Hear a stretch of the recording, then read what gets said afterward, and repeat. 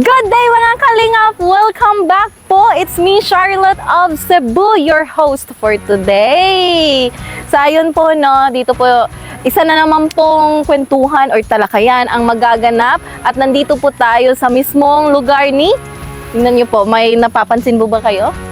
Guess what po? Kung saan lugar po tayo ngayon? Saan nga ba? Yes, hindi po kayo nagkakamali. Nandito po tayo ngayon sa lugar ni Carla. Kaya parang wala po siya dito. So, yung i-interviewin natin mga kalingap, makikipagtsikahan or kwentuhan po tayo sa parents niya. Yun po yung goal natin for today. Alamin natin kung sino nga ba si Carla bilang isang anak. So, ayun, malapit na po tayo. Hindi po nila alam na nandito kami ngayon. Tayo lang po ang naatasan. Wala po si Kuya Val. Pag sa mga ganitong mission field po, no, mga interview session po natin, usually tayo lang po mga kalingap. But yes, excited na po ba kayo? Mas lalo na po ako. So ayan, nandito na tayo. Ito po yung bahay ni Carla. Uy, may pinapagawa sila. Parang lalakihan na, no? Pader. Tao po! Dito na po tayo mga kalingap. Tingnan natin kung sino yung nandito. Ayo! Tao po! Hi! Nandyan mama mo? Nandyan mama mo?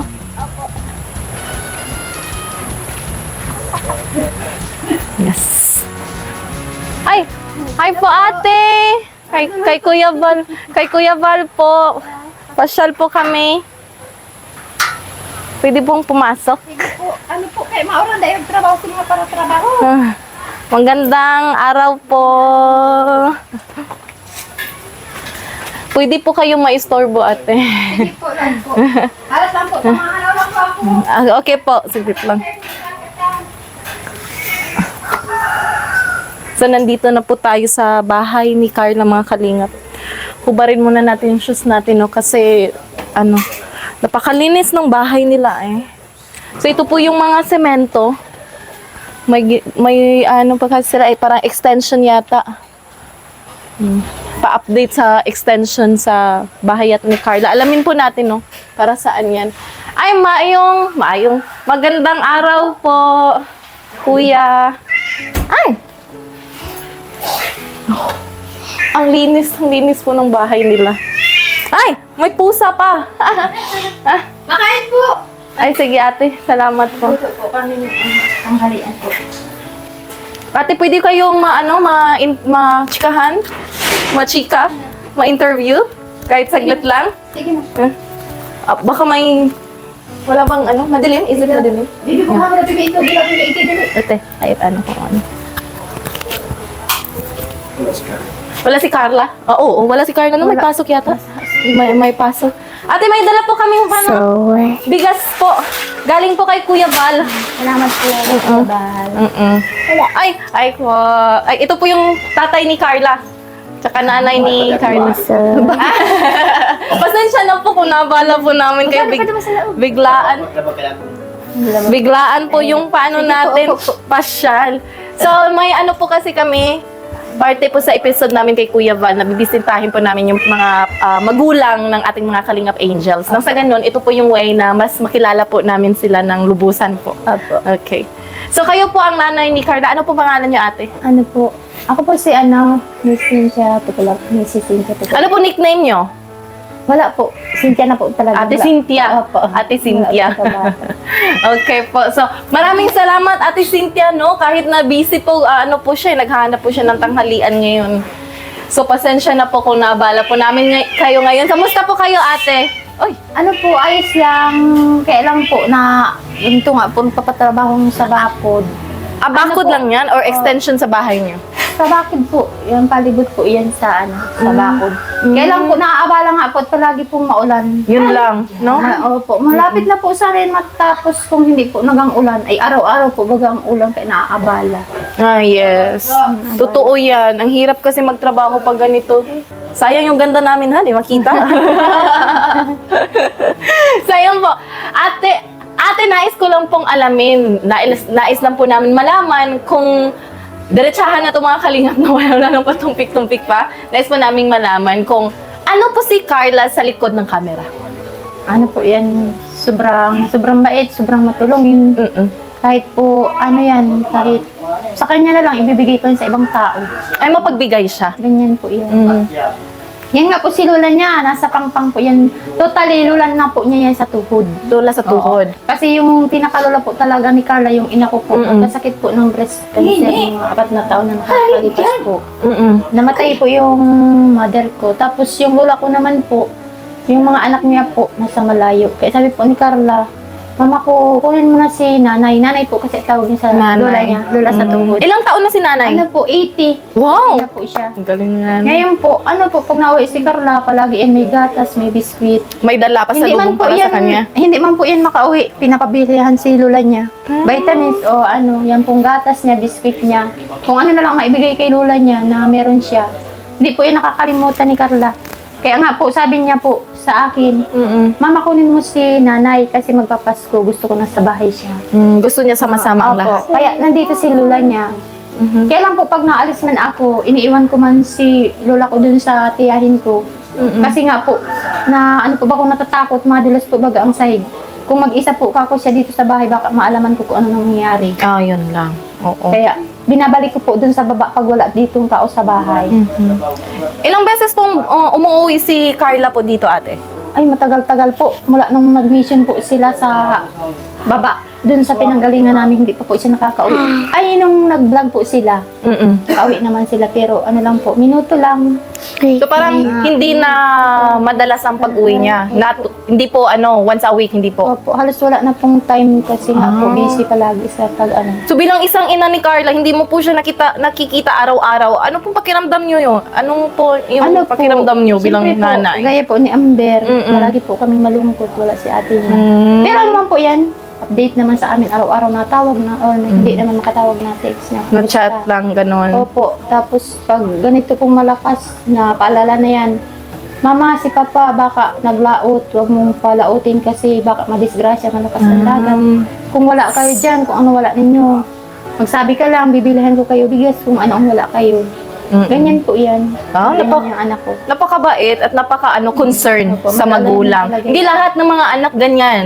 Lalo na pag umalis na sa bahay, hindi na doon nakatira, ay minsan na lang talaga yan nakakapag-message sa mga magulang. Pero ibahin niyo po si Carla, mga kalingap.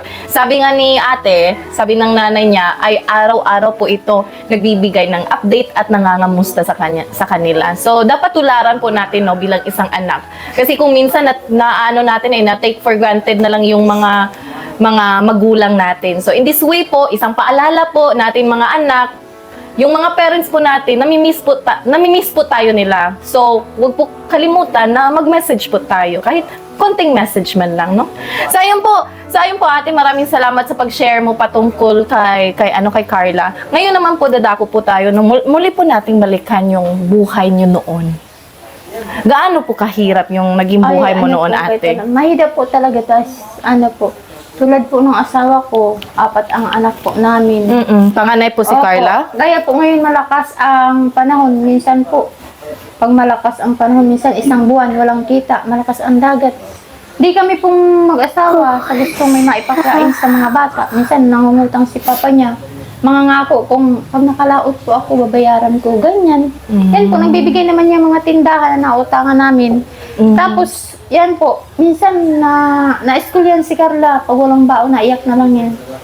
Sabi ko, wala tayong magagawa anak kasi wala si papa mo pang hanap buhay kasi po mas malakas po ang dagat. Tapos yun na lang po, naalis na lang yan, naiyak. Kasi po wala siyang baon talaga. Oo, naiyak si ate. Pasensya na po mga kalingap. Muli nating naitanong to. Ito po ay isang baliktanaw lang po, no? Parte lang po ng ating talakayan. Nang sa ganun ay mas makilala po natin. Hindi po lahat sa atin alam yung takbo ng buhay ni Carla. Hindi po lahat na panood yung video na doon kang Kalingap Rab. Sa pamamagitan po nito ay mas lalo nating naiintindihan yung buhay niya. So, sa madaling salita po ate, Mahabang panahon po kayong naghirap, no? Mahaba po, mula po ng mga maliit po yung mga anak ko. Kaso po talaga si Carla, Mm-mm. ano po yan, maliit pa talaga yan, porsigido na yan, anak ko yun eh. Mm-mm. Ano po yan eh, pag wala talaga po siyang pambang, ano na ang ginagawa namin. Yung po bagang tuktukin, namumulot sa dagat, ititinda, ipapagbili. Nung maglaki-laki na po siya, yung baon niya, iipunin niya pa yan. Tapos yun po, nakatuto siyang magawa ng puto, kutsinta, yan, pinapabili niya na po. Nilalako Tapos, niya. Opo, tapos nung mga age 14, 15 na siguro, naakit na po siya ng yung mga kapareho niya pong mga daladalaga na magtrabaho sa bayan. Na pasok tayo sa karinderiya, ganyan, o kahit saan na lang may marangal na hanap buhay po. Nakarating nga po yun sa Manila. Tapos, ano po siya Para sa pabanguhan. magtrabaho? Opo, sa pabanguhan. Ilang taon siya nun? Mga 16 na po siguro, 16 Ay, ganun ba? So, sa murang edad, namulat talaga siya Kaya sa sabi ko nga pagtatrabaho? po, ayoko nga po sana yan payagan. Mm-mm. Kasi malayo po. Kumbaga, first time po niyang magtrabaho. Mm-mm. Pero sabi niya po sa akin, wag kang mag-alala mama kasi ano yan pambili namin yan ng gamit. Wala ka nang iisipin. Aww. Para sa akin din saka sa mga kapatid ko. Para sa sunod na pasukan, may pambili na kaming gamit. Wala na ikaw iisipin saka si papa. Ganyan po yan, kapursiging anak ko. Napakagaling na bata. Na, ano po siya, masipag. Opo, Marunong dumiskarte sa buhay. Hindi po yan yung sabing mag-aantay na lang sa magulang kung ano ang kayang ibigay ng mga magulang niya. Hindi po yan. Hindi siya nakadepende sa magulang. Ang sarili po talaga yan. Bagkus siya po ang nagsusumika para Ang sa sarili pamilya talaga niya. yan. Kaya Ang sabi galing. ko nga po, nung hindi siya natagpuan ng kalingap sana, Mm-mm. di nakapagtapos na po siya ng grade 12. O sabi niya sa akin, sabi ko sa kanya, paano ka magka-college? Wala naman tayong pera. Hindi naman kami makakapagpaaral sa iyo. Mm-mm. Sabi niya po, huwag mo namang isipin yan kasi magtatrabaho na ako sa Maynila para makatulong ako sa iyo. Dumating po ang ganitong pagkakataon. Nasumpungan po ni Kalingap Rab yung anak ko. Kaya po nakapagpapatuloy si Carla ng pag-aaral. Kaya malaking pasasalamat ko din po sa Kalingap, lalo na po kay Kuya Rab, sa ama niya na ano po siya ang gumawa na paraan para makatulong sa mga gaya po ng anak ko sa amin. Mm-mm. Kaya malaking pasalamat ko po. Ang laking pagbabago po talaga, no? Opo. Di ko po lubos akalain. Dito ko lang po talaga nakilala lalo si Carla. Hindi ko pa po kasi siya napanayam or natsikahan man lang. Unlike kang fiancé, but sa pamamagitan po sa mama niya, base sa daloy ng istorya po natin, ay talagang napamangha po ako, ate. Napakaswerte niyo po kasi si Carla yung naging anak niyo. At napakaswerte din ni Carla dahil kayo po yung magulang niya. Na hindi po hadlang yung kahirapan para mabago po yung buhay natin. Kung naghirap man tayo, kung kayo po ay naghihirap ngayon, ay hindi po ito hadlang. Laban lang. Opo. Sabi ko nga po sa kanya, gaya po ngayon, ang pera nawawala lang yan. Pero Yeah, yung totoo. pakikisama mo sa tao, pagmamahal mo sa magulang mo, yan ang palagi mong iisipin kasi pamilya po ang magagabay sa bawat isa. Siyang Sabi ko, tunay. pera nawawala lang yan. Pero kung nandyan palagi ang pamilya mo, lahat ng pagsubok na pagdadaanan niya, makakayanan niya po yun kasi naandyan yung mga pamilya niya. Kaya lang po yan naman, anak ko, iba naman po yan eh. Sa ayaw niya pong mag-isip ako ng mga bagay-bagay, kahit po yan may problema, gaya po ng mga basher. Oo. Hindi po yan marunong magsumbong, magsalita sa mama niya. Na sinasarili po yan. Minsan na ano mo ko na lang po yan, may problema siya, naiyak. Gaya nitong kapatid niya. Bakit? Nasabi yan, may problema ako, baby. Madami akong basher. Pero Ganon? sa akin po, wala yan. Hindi yan nasabing ganyan na may problema siya. Kasi po, ayaw niya akong bibigyan ng iisipin ko, ng problema ko. Ayaw po niyan.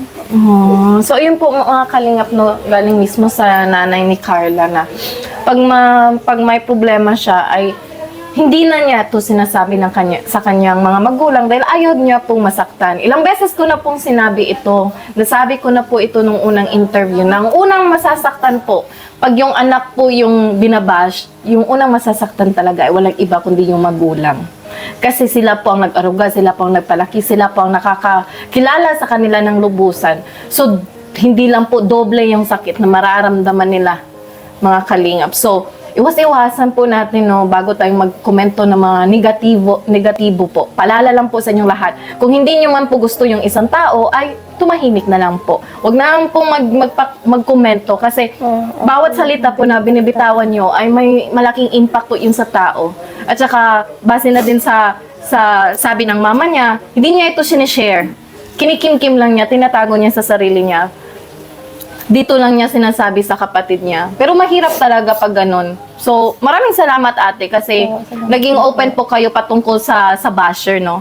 Since napag-usapan na natin ang mga basher na yan, anong masasabi mo sa mga taong nagbibigay ng negatibong komento sa anak niyo po? Ano po, para sa akin po, siyempre, kung halimbawa magulang din kayo, nanay din kayo, huwag po kayong gaya ng kung ano-anong sinasabi sa anak ko. Huwag po kayong ganyan kasi hindi naman po ninyo kilala ang totoong pagkatao ng anak ko. Diyan po sa mga baser na ganyan. Sana magbigay aral din po ang kung ano ang mararamdaman ng isang magulang para sa kanyang anak. Totoo po ang masasabi ko. Kaya sana po huwag naman po ninyong sobrang bash ang anak ko kasi po, nag-aaral yan. Isa pa, po yan na ang isip niya sa kakaisip ng madaming bagay. Kaya sana po, wag naman po silang ganyan na, yung mga nambabash ng kung ano-anong salita na wala naman pong katotohanan, gaya ng sa anak ko po. Pero binabasa niyo po yung mga komento? Opo, meron nga po akong nabasa na, sabi ay, Anong komento ang hindi niyo po makalimutan talaga? Kung hindi niyo po mamasamain, kung maitanong ko man ito.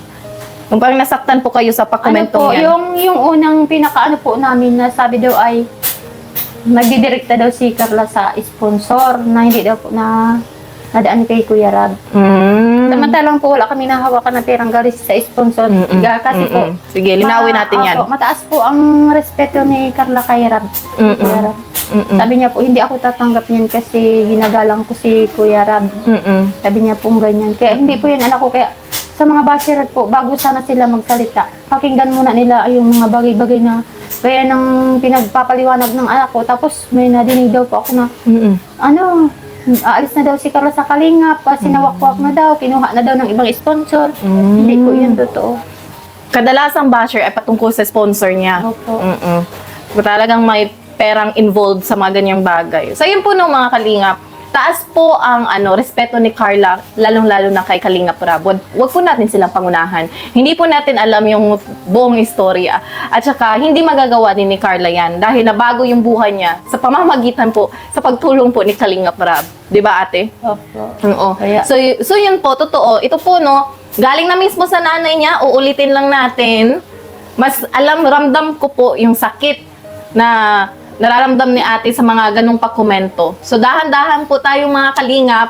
Sabi ng niya kanina pa, si Carla yung rason sa nagpabago ng buhay nila. Noon pa man ay talagang masipag na ang batang ito. 'Di ba? Siya na po talaga yung nagsusumika para sa kanila. Pumasok nga ng trabaho na menor de edad pa si Carla. How much more ngayon na kayang-kaya na niya, 'di ba? nung bata pa nga po yan, sabi niya po sa akin, hayaan mo mama, madating ang araw. Papayamanin kita, bibigyan kita ng... Sabi niya po, parang biro niya po sa akin. Huwag kang mag-alala, mama, ngayon lang tayo mahirap. Madating ang araw. Pag nagtatrabaho ako, iaahon kita sa kahirapan. Na para madanasan ko daw po yung magandang buhay, sabi niya sa akin. Ngayon po, yon ang ganda, no? Ang ganda ng pangako ni Carla at talagang naitupad po, ate. Natupad ni Carla yung yung pangako niya sa mga magulang niya. Ano pong nararamdaman niyo na si Carla po ay isa sa mga pinakasikat na sa Team Kalingap? Sobrang saya. Sana po tularan siya ng mga kabataan na hindi nakakalimot tumulong sa mga magulang, sa ibang tao. Kahit kung sinong maghingi dyan ng tulong, sige lang po yan. Kahit para pang sarili niya, tulong pa din yan. Kahit maasahan mo lalo na sa mga gaya po nang yung nangyari kay Arjin. Wala yung mga magulang ni Arjin. Nung dinala po siya sa ospital ng emergency. Kahit gabi, nagtakbo yan, papunta din. Kala ko anong gagawin. Sabi ko, masaan ka? Gabi na. Mama, si Arjen, kawawa man, walang kasama sa bahay. Dadalhin sa ospital, nahirapan daw huminga. Takbo siya. Tapos, punta siya dun sa isang tiyuhin niya. Nag-ano sila ng sasakyan para madala si Arjen sa ospital. Ganyan ka, ang anak ko para Tulungin. makatulong sa iba. Masipag, matulungin, maunawain. Ito po yung mga description natin, no? Para kay Carla. Talagang napaka-amazing niya na tao, mga kalingap. So ate, ano po masasabi mo? Anong mensahe mo sa mga sponsors po ni Carla? Daming mga bigating sponsors ni Carla po. Ano po, maraming salamat po sa kanila kasi kung wala po sila, kaya po itong bahay, yung mga gamit, wala naman po kami ibibili kung walang mga sponsor. Tapos yung bahay po namin yung lupa na nabili niya sa Dait, nabigay din po ng mga sponsor. Ano po, sobrang nagpapasalamat po. Maraming salamat po sa walang sawang tumutulong sa anak po, pati na po sa Team Kalingap na mga walang sawang tumutulong. Kaya po ngayon, kahit po masama ang panahon, napunta po kayo para mabigyan ng mga beneficiary ng pagkain po nila. Maraming salamat po. Sana po, pagpatuloy pa po ninyo yan, lalo na kay Kuya Bal, kay Kuya Rab na tumulong kasi madami pong taong nangangailangan, madaming taong naghihirap ngayon na kailangan po. Mga kabata, tulad ng anak ko, tulad ni Carla na gustong makapag-aral pero hindi po kaya ng Ngayon ay nasa kolehiyo na siya, no? Opo. So, ilang taon na lang ay makapagtapos na din siya. Ito, ang edukasyon po talaga ay hindi talaga yan nawawala. Ang lahat ng ito, hindi po natin masasabi kailan o hindi naman permanente yung YouTube, right? Opo. Hindi katulad ng edukasyon po, ay dalan-dalan nyo na po ito. So, ate, may tanong ko lang din po. Ano po yung yung bahay nyo noon? Kasi ngayon, napabilib talaga ako. Ang ganda po ng bahay nyo. Napakalinis. Talagang may mga kitang-kita na inaalagaan talaga. Maaliwalas, komportable talagang tumira dito. So ano po yung bahay nyo noon? Made of ano po ba? Ano lang po, yan simple lang po. May simento naman po kami, kasi plywood nipa lang. Yung dingding. Opo, maliit lang naman po yung bahay namin. Nagsisiksikan nga po kami. Doon si Carla sa kabilang kwarto, kami naman dito. Yung mga tatlo kong anak, tapos yung asawa ko. Gano'n lang po, simpleng buhay, meron kami noon. Pero ngayon, anong masasabi niyo po sa buhay na meron ka na ngayon? Ano po, ayos lang. Tamang lang din po kami kasi, yung buhay namin, para din lang din pong Tulad ng dati? tulad ng dati. Stay humble. Huwag pong magbabago sa mga tao, na wala naman pong maipagmamayabang kasi kami po natulungan lang din. Minsan nga po pag napunta ako dyan sa sentro, madami po masabi sa aking tao na, mayaman ka na, mayaman na ang anak mo. Sabi ko, hindi po ako mayaman kasi natulungan lang po kami ng Kalingap. Kung wala naman po ang Kalingap, wala naman kaming bahay na ganyan. Kaya hindi po ako mayaman. Kung mayaman po ako, marami na akong pera. Sabi ko, marami na akong pera. Sabi ko, hindi po ako mayaman. Natulungan lang. Natulungan lang. Opo, napabahayan lang, napaaral yung anak ko. Yes. Sabi ko po, maraming salamat sa kanila. So, ang lahat na meron ka ngayon ay dahil sa tulong ng Team Kalingap. Opo. Ito po yung parang iniisip mo na utang na loob sa kanila. So, para sa'yo, ganun pa rin din yung buhay mo. Simple lang. Opo. Isa ka lang sa maswerteng natulungan. Opo. Lalo na po sa, wala naman po kayo ibang pangarap. Ako po, simple lang po. Makakain lang kami, walang sakit. Ang mga anak ko, ayos lang. Totoo. Ang laking yaman na yan. Opo, ang talagang iniisip ko po noon, si Carla. Oo. Kasi talagang porsigili po yun mag-aral. Kaya nung wala pa po siya nakakapasok sa Kalingap, sabi ko po, wala akong magagawa. Anak ko na wala kaming panggastos pang college kasi malaki po ngayon ang tuition ng college. Sobra. Kung talagang mismo kay papa niya aasa ng pag-aaral, wala naman pong kananintay hanap buhay ang asawa ko gaya po ngayon. Ilang araw na hindi makakalaot kasi yung pong dagat palaging Yung panahon. malakas. Opo. Pero pag stable naman po ang panahon, araw-araw naman po nakakalaot, kakahanap buhay. Ate, nice ko lang pong malaman dahil si Carla po yung panganay. So, siya na rin po yung naging breadwinner. Hindi ka po ba nasasaktan na grabe yung pagtatrabaho niya para sa pamilya Ayun, niya? masyado po. Minsan nga po, naiyak na ako dyan. Halimbawa po, may nag-chat niya sa akin, nagtanong, Mama, may pagkain pa kayo dyan, may meron pa kayong panggastos. Sabi ko, wala na nga, pero nahiya ako sa yung maghingi. Kasi alam ko, kailangan mo yan, mas kailangan mo yan kaysa sa amin. Kasi kami dito, pag nakakalaot si Papa mo, makakakuha na lang kami ng panggastos. Pero ang sabi niya po sa akin, ba't ka mahihiya, Mama? Anak mo ako. Kahit kailan hindi kita papabayaan, hindi ko ipapabayaan. Kaya po, minsan, pang-baon na lang niya, pang-budget na lang niya. Pag wala po si Papa niya talaga makalaot, napadala yan. Gaya po nung isang araw, nagpadala siya sa amin, 3K. Kasi nga po nalaman niya si Papa niya, walang hanap buhay. Eh, sabi ko nga po, naiyak na lang ako, nahiya na ako sa iyo, anak. Nag-chat po ako sa kanya, sabi ko, nahiya na ako sa iyo, anak. Sabi niya po sa akin, para kang ano, Mama, huwag kang mahiya. Kasi anak mo naman ako, kahit kailan, pag meron lang ako, hindi ko kayo matitiis. Kaya, napadala po talaga yan. Hindi man ako maghingi. Pag alam niya na nawala na kami, talagang nabigay. Kaya sabi ko nga po sa kanya, yung pera mo, ipunin mo yan. Kasi ilang taon ka pang mag-aaral. Wala akong maibibigay sa'yo. Ako pa ang nahingi. Kaya nahiya din po ako. Pero sabi niya po, ayos lang, Mama. Pera lang yan, sabi niya. Totoo. Yung pera, nakikita yan. Pero yung pagbibigay ng tulong natin sa pamilya natin, yung oras na inilalaan natin sa kanila, ay, yung magulang kasi natin, hindi kasi yan mabubuhay habang buhay. So, habang may panahon pa po tayo, kung buhay pa po yung mga magulang natin, ay wag na po tayong magdalawang isip na ipadama sa kanila at tulungan natin sila. Dahil nung tayo maliliit, hindi naman sa parang responsibilidad talaga sa anak na tulungan yung magulang. Nasa anak din yan, 'di ba ate? Kasi may mga magulang kasi na ginawa nilang investment yung anak nila.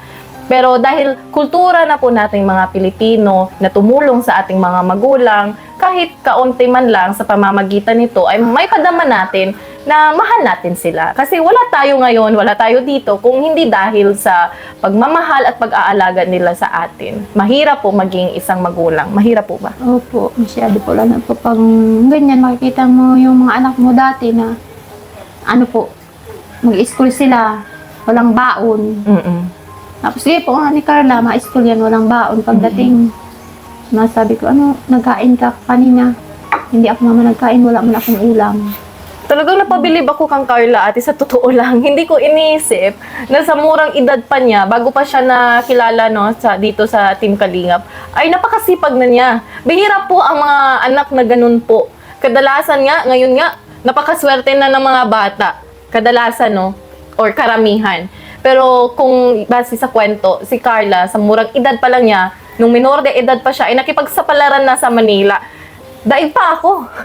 Sobra, sa totoo lang. Hindi ko inaakala. Kasi si Carla, kung titingnan lang natin base sa kanyang outer look, ay hindi natin parang napakaganda. Dahil maganda siya. Iniisip natin, iniisip natin na, ay maganda ang buhay nito kasi maganda ang babaeng to. Sabi sa nang makita po yan dyan sa eskwela nila, dyan, pag nauwi ng daet. May nagsabi po dyan na, ano, mahirap ka ba talaga? See? Sabi ko, mahirap ka ba talaga? Sabi, opo. Kasi po, yung papa ko naglalaot lang. Kung makakita niyo po yung bahay namin, maliit lang. Di naman ako naniniwalang, mahirap daw po siya kasi maganda. Yung daw po niya, yung mukha niya. Oo. Yung mukha mo, sa mukha mo niya, mahirap ka. Yun lang. Sabi po ng mga tao, sabi niya po, di sumama kayo sa bahay para malaman niyo kung talagang hindi ako mahirap. Sabi niya po. May mga ganyan talagang mga misconceptions, na dahil pinagbabasihan talaga yung physical na kaanyuan, kung si Carla talaga, kung pagmamasdan yung mga kalingap in person, maganda po siya. Lalo na maputi. Ang puti pa niya, so nasa isip na natin na pag maputi yung isang babae ay mayaman na. Kasi may pangluta, ganon.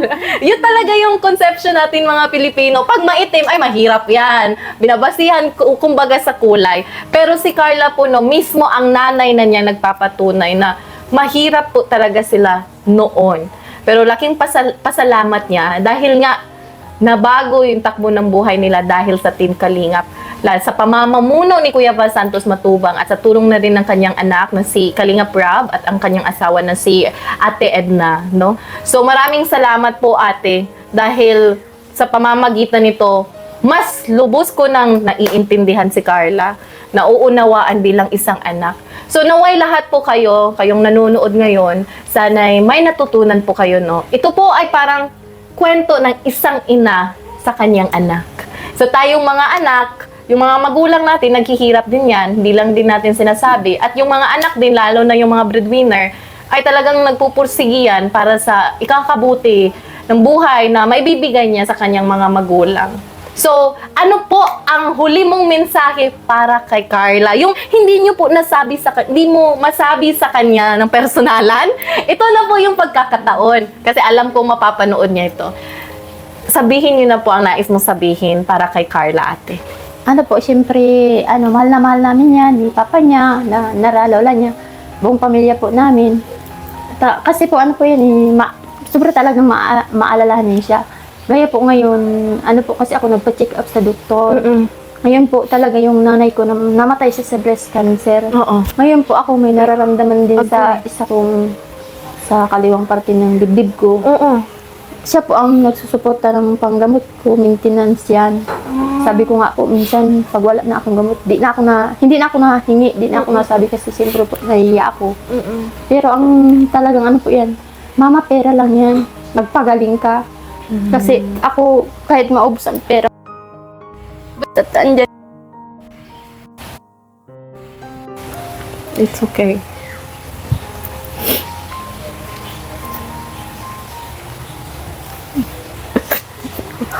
It's okay, pati.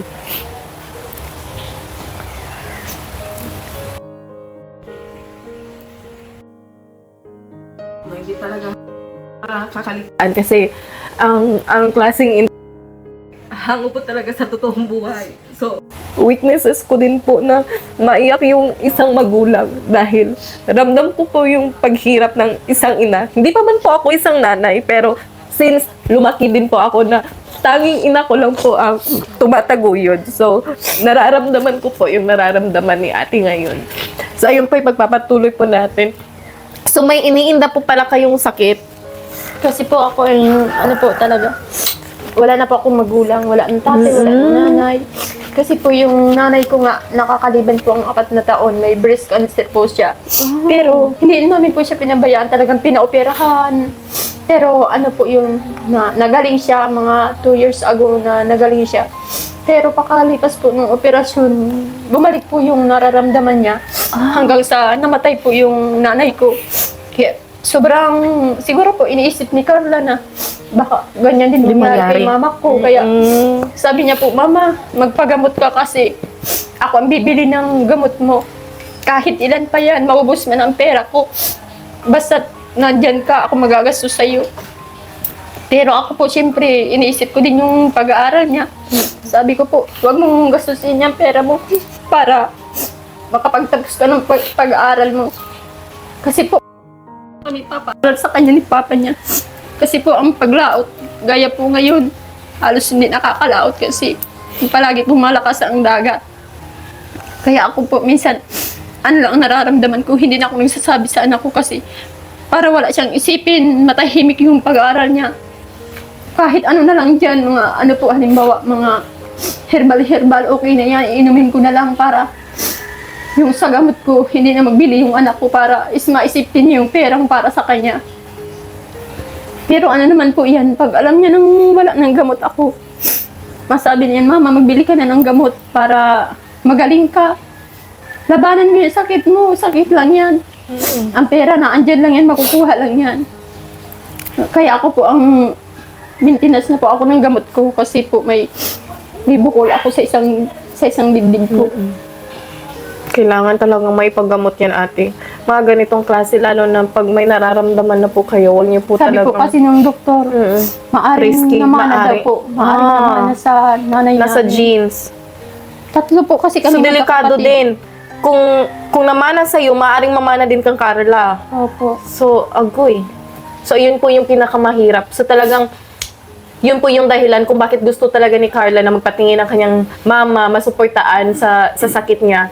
Dahil, lalo na pag-cancer, isa po ito sa mga taksil na sakit, no? Kahit na napagamot na yan, yung tingin natin maayos na, yung pala ibabalik ulit. So, yun po.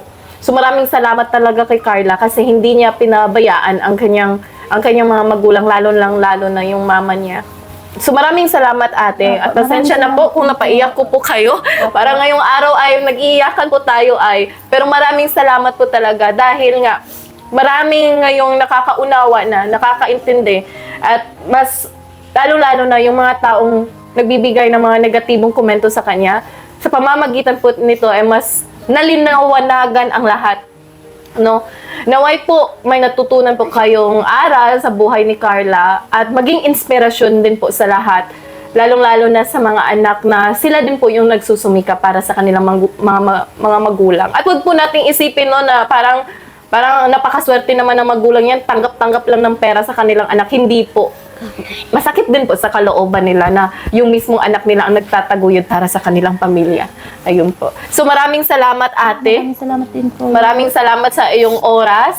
At saka baka next time babalik kami ng sa ganun ay mapanayam din po namin si Carla. Baka po mga mauwi po siya dito mga magpapasko. Magpapasko. So ayun po. Dahil sama-sama kayong magpapasko dito sa bahay ate, no? Oo. Kasi nga minsan na lang makauwi si Carla dahil napaka-busy niyang bata. May pasok pa siya. So yun, yung miss na miss niyo na po si Carla. Opo, sobra po. Kaya minsan nga po, pag may panahon kami na wala din pong school yung mga kapatid niya, kami na lang po ang nadalaw kay ate niya kasi na, ano po yan, na-chat, natawag na, mama, dito ka magtulog.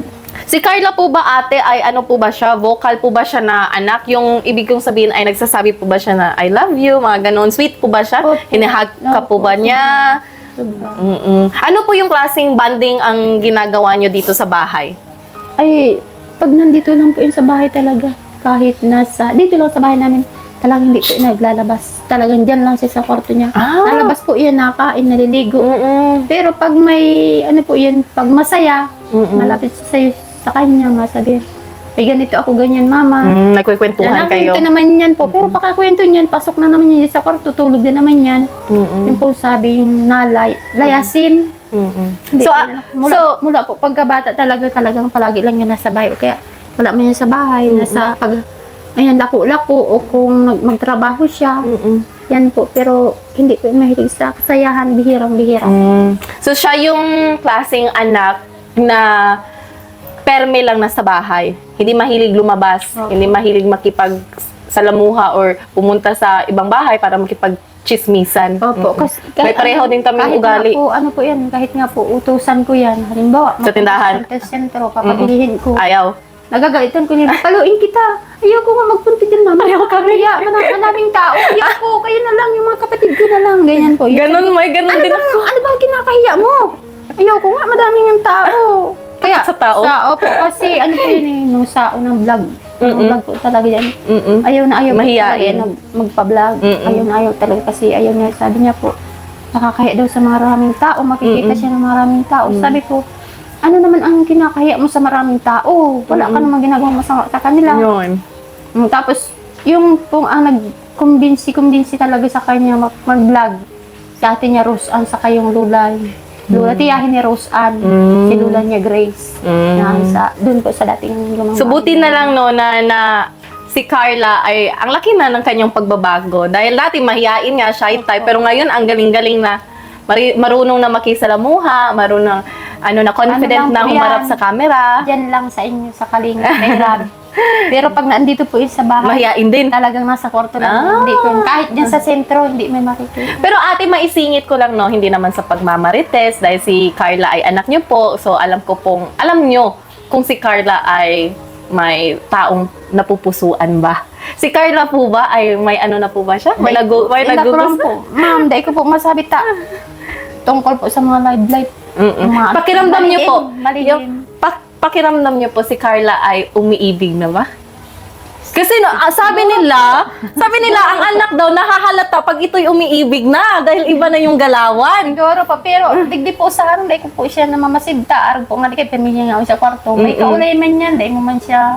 Pero wala man lang siyang na-share sa'yo na, Mama, may crush ako, mga ganun. Wala po. Wala pa. Nang mag-school po yan, wala. Wala talaga. So parang nililihim talaga ni Carla. Binibiro ko nga po yan, sabi ko po nga ay, siguro may bata ka na.